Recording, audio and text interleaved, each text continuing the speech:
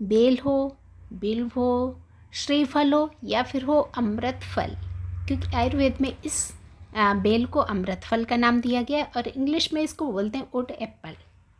ढेर सारे गुणों से भरा हुआ और गर्मियों के लिए तो वरदान ये हमारा बेल का शरबत। आपके दिमाग को शांत रखेगा, आपके शरीर को ठंडक पहुंचाएगा और भी ना जाने कितने गुण।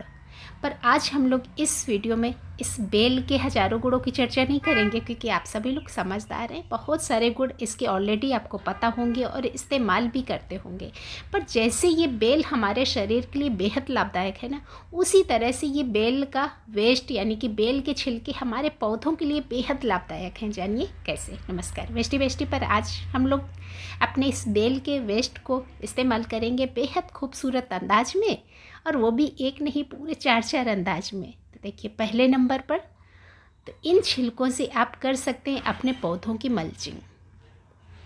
और ये जो मल्च होगा ना, बेहद फ़ायदेमंद, क्योंकि ये जो छिलके हैं ना, छिलकों में बहुत सारी ताकत होती है।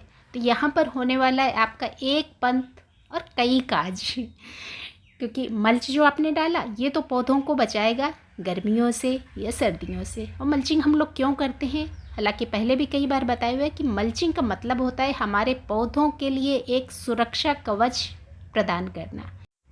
और जैसे हम लोग अपने शरीर को ज़्यादा गर्मी से या फिर ज़्यादा सर्दी से बचाने के कई सारे उपाय करते हैं, उसी तरह से हम लोग पौधों की जड़ों को सर्दी या गर्मी से बचाने के लिए पूरी व्यवस्था रखते हैं। तो अभी देखिए, गर्मी से बचाने के लिए मैं यहाँ पर कर रही हूँ मल्चिंग।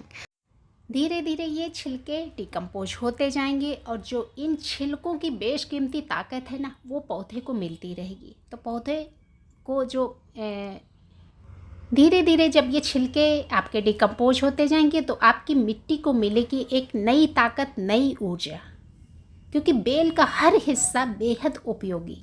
तो हम लोग इन छिलकों को यूं ही नहीं फेंक सकते। जब इनमें इतनी ताकत है तो क्यों नहीं छिलकों को इस्तेमाल करें। और देखिए, दूसरा आप इस्तेमाल कर सकते हैं कुछ इस तरीके से, अपने पौधों के लिए इम्यूनिटी बूस्टर बना सकते हैं, बिल्कुल फ्री का।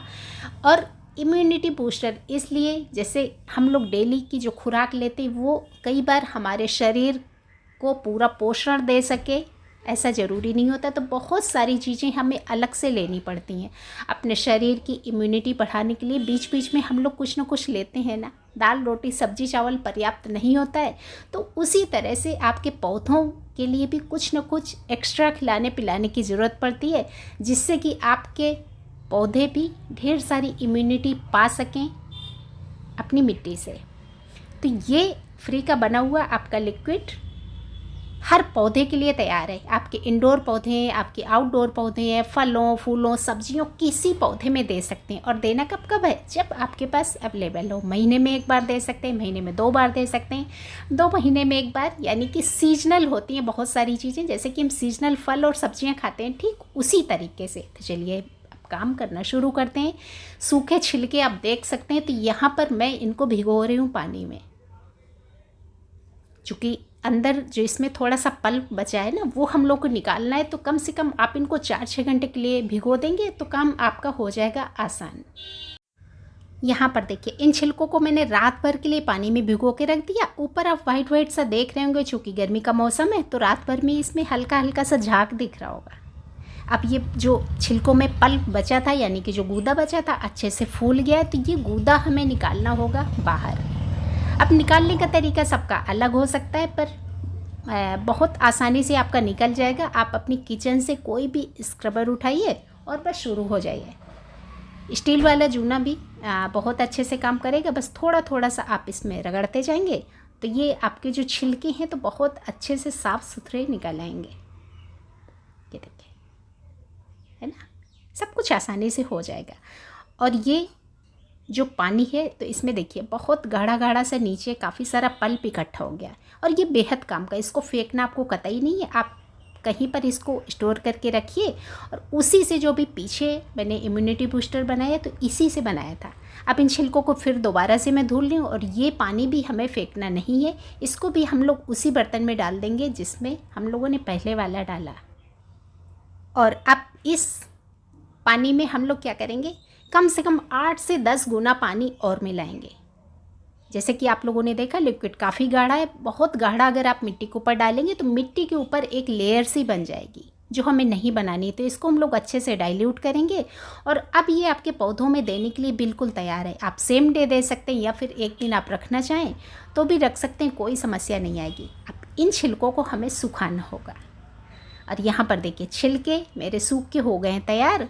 और अब थोड़ा सा काम आएगा मेहनत का, और वो मेहनत कैसे करनी है, कुछ ऐसे।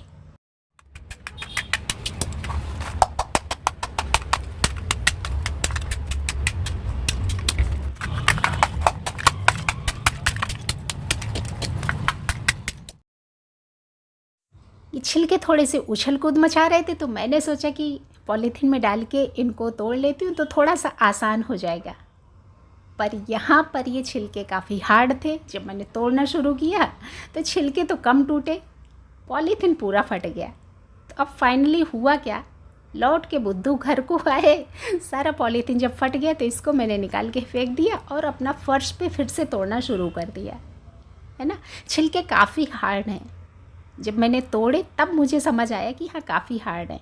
कोई बात नहीं, थोड़े से इधर उधर छिटक जाएंगे तो उनको मैं समेट लूँगी, पर फर्श पे ये अच्छे से हो जाएंगे। हथौड़ी नहीं है, आप ईंट का टुकड़ा लीजिए, पत्थर का टुकड़ा लीजिए, उससे भी आसानी से हो जाएगा। बस इसी मटेरियल से मैंने करी थी मल्चिंग, जो आपने पीछे देखा। अब आपके मन में एक सवाल और आएगा कि जब ये हमें मल्चिंग के लिए ही इस्तेमाल करने थे तो हमें इतनी सारी मेहनत करने की क्या ज़रूरत थी, हम यूं ही डाल सकते थे, धुलने की क्या ज़रूरत थी। तो देखिए यहाँ पर इन छिलकों में जो पल्प लगा है ना, अभी सूख गया तो आपको बहुत कम दिख रहा है, पर फूलने के बाद आपने देखा कि कैसे गाढ़ा से लिक्विड तैयार हो गया था। तो अगर इसमें ये हमने पल्प छोड़ दिया और पौधों में मल्चिंग कर दी, जब हम लोग पानी डालेंगे तो फूल के ढेर सारा इसका जब पल्प निकलेगा तो कहीं ना कहीं ये आपके पौधे में फंगस पैदा कर सकता है। तो आपके पौधे के लिए फंगस का कोई खतरा नहीं रहे, इसके लिए अगर आप छिलके धुल लेंगे तो आपके लिए कोई खतरा नहीं रहेगा। तो बस इसी पर्पज़ से हम लोग कर लेंगे थोड़ी सी मेहनत। और देखिए एक और फ़ायदा इनका, आप इनमें कर सकते हैं अपनी सीडलिंग। ये होगा आपका तीसरा फ़ायदा इन छिलकों का। बहुत बड़े बड़े से कटोरे निकल आए, तो इनमें जब आप सीडलिंग करेंगे तो आपके पौधे काफ़ी दिन तक इसमें बढ़ जाएंगे और उसके बाद आप अपने गमलों में शिफ्ट कर सकते हैं। और देखिए चौथा इसका उपयोग एक और हो सकता है, इन छिलकों का अगर आप पाउडर बना सकते हैं तो इस पाउडर को आप स्टोर करके रख सकते हैं। जब आपको इस्तेमाल करना हो तब आप पौधे के हिसाब से, अपना गमले के हिसाब से 1 चम्मच पाउडर निकालिए, पानी में भिगो दीजिए, 24 घंटे के लिए भीगने दीजिए और वो लिक्विड अपने पानी में दे सकते हैं। तो ये आपके लिए स्टोर करने के लिए हो जाएगी सुविधा। पर ये तरीका मेरी तरफ से बहुत ज़्यादा रिकमेंडेड नहीं है, वो इसलिए कि छिलके काफ़ी हार्ड हैं। जब मैंने इनको तोड़ा तो मुझे महसूस हुआ कि हाँ सच में बहुत हार्ड हैं। अब इनको मैं मिक्सी में पीस नहीं सकती क्योंकि मिक्सी को मैं अपना खतरा नहीं दे सकती, तो आपको भी मैं पीसने के लिए बिल्कुल नहीं बोलूँगी क्योंकि मिक्सी टूटने का डर है। हाँ उन लोगों के लिए ये आसान हो सकता है जिनके पास इनको बाहर से पिसवाने की सुविधा है। मुझे बहुत आइडिया तो नहीं है, पर हो सकता है कि जहाँ पर मसाले वगैरह पीसते हैं तो वो ये धुले हुए छिलकों को पीस दें। ये सब कुछ आप पे डिपेंड करता है। अगर आप मैनेज कर सकते हैं तो इनका पाउडर आप बना के स्टोर कर सकते हैं और अपनी ज़रूरत के हिसाब से जब मर्जी हो, महीने में, 15 दिन में, 2 महीने में, जब मर्जी हो, जब पौधे को आप दे सकते हैं। तो मेरे ख्याल से कई सारे इन छिलकों के फ़ायदे हैं। ज़रूरी नहीं कि हम पीस के इस्तेमाल करें, बाकी भी और तरीके इस्तेमाल के मैंने बताए, तो आप भी करिएगा। इन अनमोल छिलकों को फेंकिएगा नहीं। और हाँ, जानकारी सिर्फ अपने तक सीमित मत रखिएगा, सभी अपनों को शेयर भी जब आप करेंगे तभी जानकारियाँ बाकी लोगों तक पहुँचेंगी। और उसके लिए आपको वीडियो को लाइक ज़रूर करना है। तो बस अब आपके 2 काम बचे, वीडियो को लाइक करना, वीडियो को शेयर करना। और अगर चैनल का हिस्सा अभी तक नहीं है तो चैनल का हिस्सा भी बनना आपका ही काम है। जल्दी मिलूँगी अगले वीडियो के साथ, तब तक के लिए आई होप कि आप हमेशा खुश रहें और अपने गार्डन को भी हमेशा खुश रखें। Thank you.